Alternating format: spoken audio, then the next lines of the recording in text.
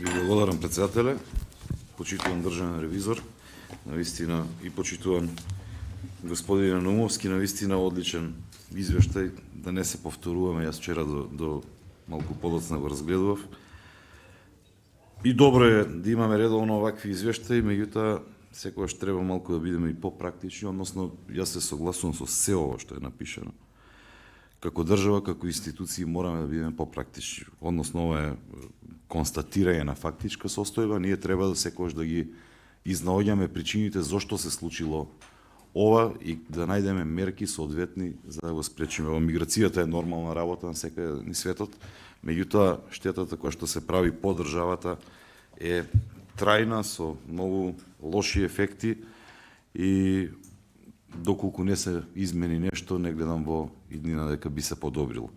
За можеби среќа или несреќа моја лична, бев пред 2 недели во една од американските држави, конкретно во Јута, која што е многу слична на Република Македонија и по број на жители и по функционирање. Верувајте дека не се разликуваме многу во законските регулативи, баш и со државниот ревизор си пишавме дека бевме кај државниот ревизор на Јута, истите работи, истите препораки, вие што ги праќате, тие ги праќаат и така натаму, истите механизми на контрола, меѓутоа веројатно разликата ни е единствено во главата, во она што го чувствуваме како обврска спрема државата, како должност да го вратиме, затоа што тие многу повеќе го ценат, ја ценат државата отколку нашите сограѓани.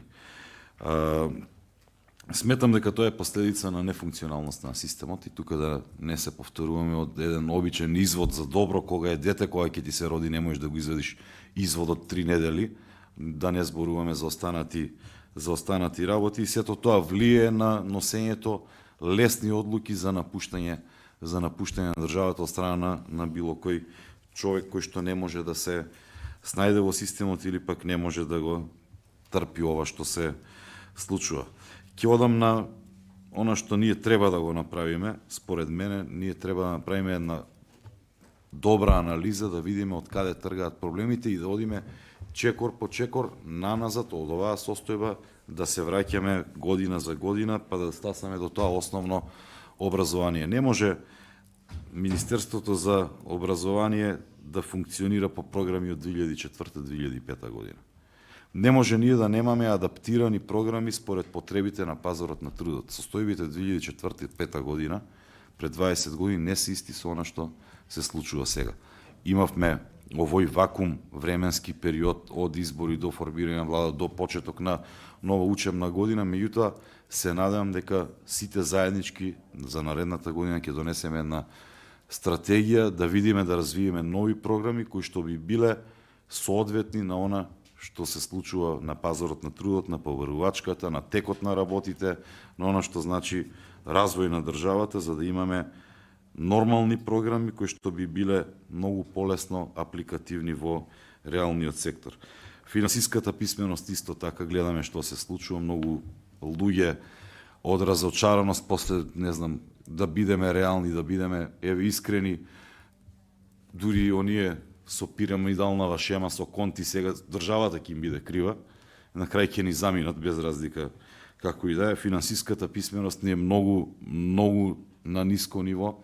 Мораме да превземеме нешто и во тој дел во однос на образовниот процес, да има барем во наставните програми финансиска писменост да внесеме за да можат овие луѓе да се снајдат.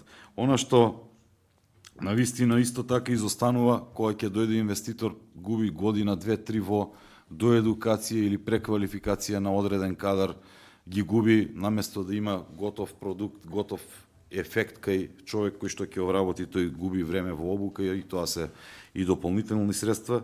Сметам дека центрите за доживотно учење мора да профункционираат во делот на образованието за доквалификации, за преквалификации на оној кадар кој што ќе остане без работа или за кој што нема потреба па да може да се адаптира.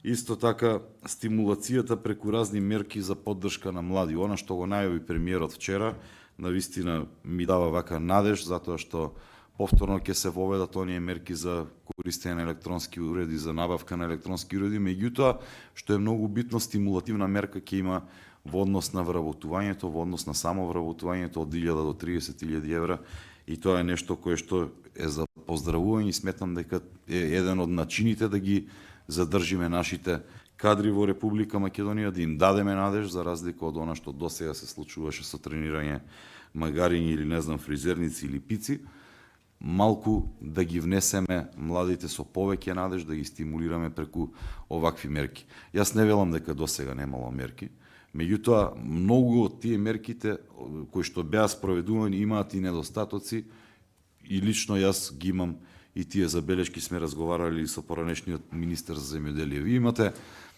како држава воведуваме мерка за млад земјоделец, каде што го стимулираме со доделување на државно земјиште, каде што го стимулираме со 10.000 евра за отпочнување на собствен бизнис во земјоделието, а немаме затезна спрега. Немаме никаква казна. После 3 години по истекувањето на таа мерка, тој млад земјоделец нема обврска да продолжи и така натаму, и тоа се залудно фрлени пари.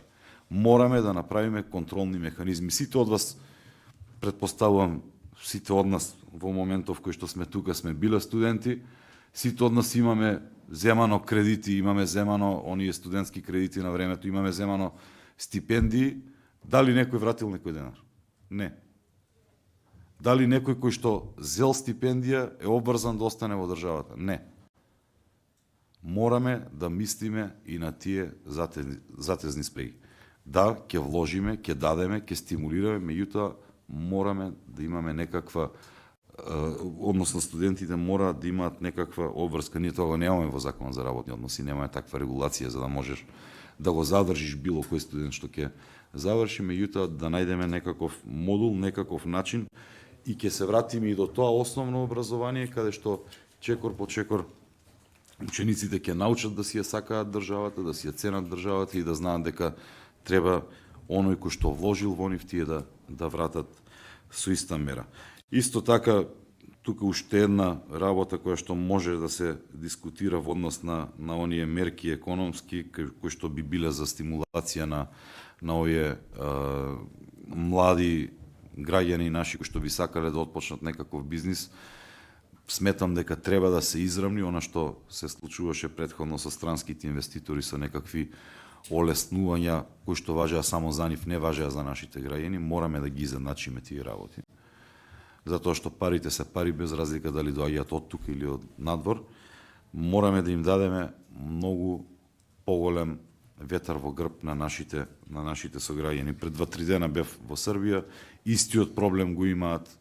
Тие своите средства ги изнесуваат оние кои што имаат од државата, затоа што им е многу полесно да инвестираат во друга држава и сметаат дека се обесправени во оние сите мерки кои што ги користи и државата Србија за привлекување на странски инвестиции, за разлика од своите инвестиции. Мораме да го изедначиме и тој сектор, мораме да направиме праведен и правичен систем кој што ќе вроди со плод. Ќе биде тежок процес, нормално, ова не може да се смени за една година.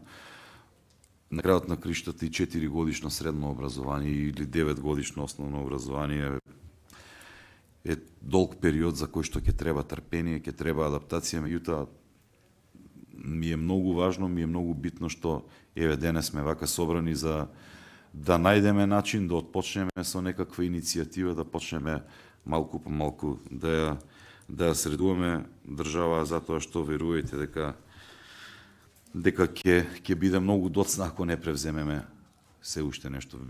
Ви благодарам, ве поздравувам уште еднаш, се надевам на поголема соработка и почести сред ви во иднина. Благодарам.